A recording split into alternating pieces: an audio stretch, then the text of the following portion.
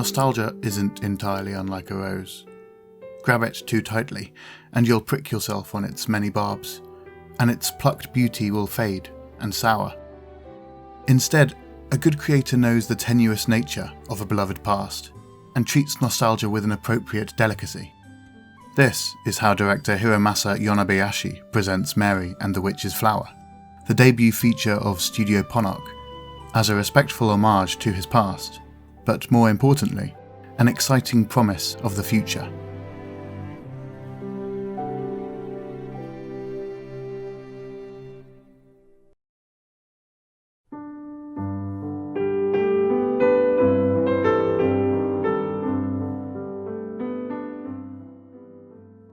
Studio Ponoc was founded by Yonabayashi and longtime Ghibli producer Yoshiaki Nishimura, and was seen as somewhat of a life raft to many disenfranchised employees of a directionless Studio Ghibli. Hayao Miyazaki is famous for announcing his retirement and then coming back for one more feature, and in 2013, talking about his new film The Wind Rises, Miyazaki once again spoke of the end of his career. "I know I've said I would retire many times in the past. Many of you must think, once again, but this time I'm quite serious." He has since come out of retirement 2 more times, for Boro the Caterpillar and How Do You Live, respectively.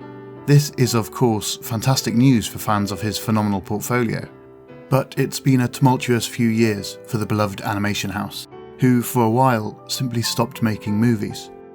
Indeed, the studio hasn't released a feature film of their own since 2014's When Marnie Was There, which was directed by Yonabayashi himself, making this Ghibli's longest break between releases since the founding of the studio. It's unsurprising then that as the company struggled to find a direction in those Miyazaki-less moments, Yonabayashi and Nishimura took matters into their own hands, and it speaks volumes to the artistic urge to create that so many Ghibli staffers followed them to Studio Ponoc. スタジオジブリという魔法が解けてますからね。アリエッティやマーニーがお客さんが入ったのはスタジオジブリだから見てくれたわけで、そうじゃないところでたくさんのお客さんに見てもらわなければいけない。魔法を失って何ができるかですかね。メアリーもそうなんです。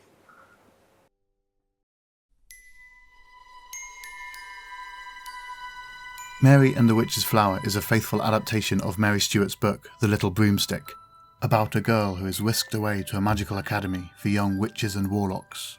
Mary is a bored girl in an empty house, itching for something to happen. Whilst she's a stereotypical protagonist in the same vein as a long line of Ghibli leads, you can't help but feel Mary succinctly captures Studio Ponoc's own origin story, bored and waiting for something to happen, before finally making something happen for themselves, and the analogy doesn't stop there. Mistaken for a new student, Mary is forced to fake it until she makes it, and watching her stumble through classes and accidentally impress her teachers is a telling joy, as Ponoc themselves find their footing as an animation house.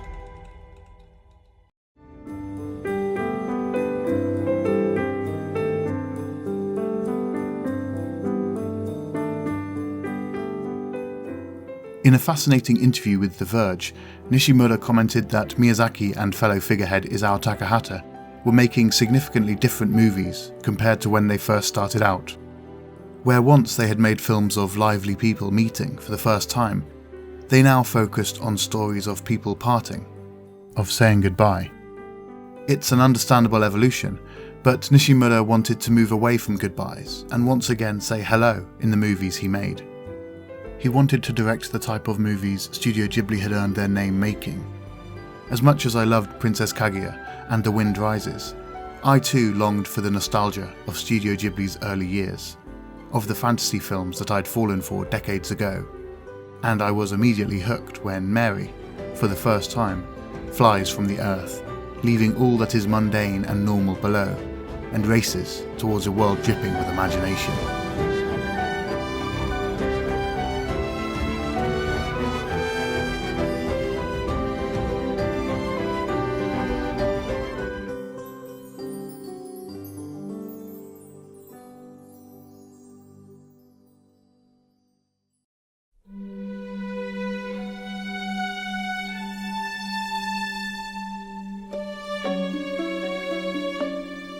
So, Mary and the Witch's Flower certainly has the look, the lead, and the love such a production warrants, but somehow their comforting presence leaves you a little discomforted by the time the credits roll.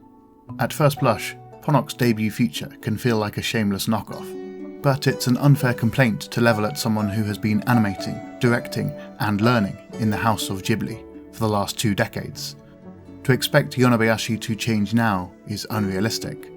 That said, you can't help but feel that Yonebayashi grabbed the flower of nostalgia a little too hard with Mary, with proceedings becoming overly referential, or reverential, here.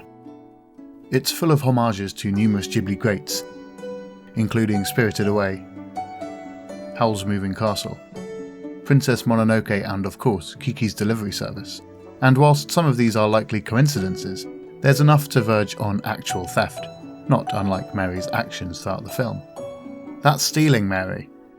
Despite this, it's still a tremendous picture from a clearly talented director and the studio behind him, full of funny beats and a story that, despite plenty of visual similarities, distances itself from the more melancholy vibes of Kiki's Delivery Service. Similarities that had me worried before release.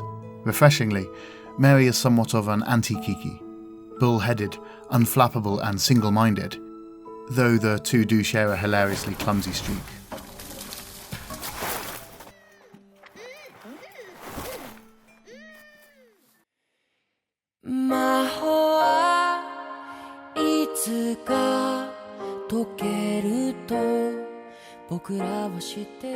The problem with nostalgia is it's often only skin deep. Once you peel away the immediate gratification of something warm and familiar, there's usually little of substance under the surface. Whilst Mary and the Witch's Flower can feel a little unoriginal at times, however, it's a welcome return to form where it counts. Mary is a statement of intent for Ponoc. With its abundance of imaginative imagery and beautiful animation, it feels like the studio is trying to assuage any doubts about their pedigree, and their fantasy worlds look to prove their intended course. It refuses to buckle under the weight of expectation, and sets a precedent for the fresh-faced Studio Ponoc. Here are a group of talented individuals with the experience, the know-how, and most of all the heart to make the sort of film that had largely disappeared in recent years. If Mary is Ponoc's hello to all of us, then I can't wait to see where this conversation leads.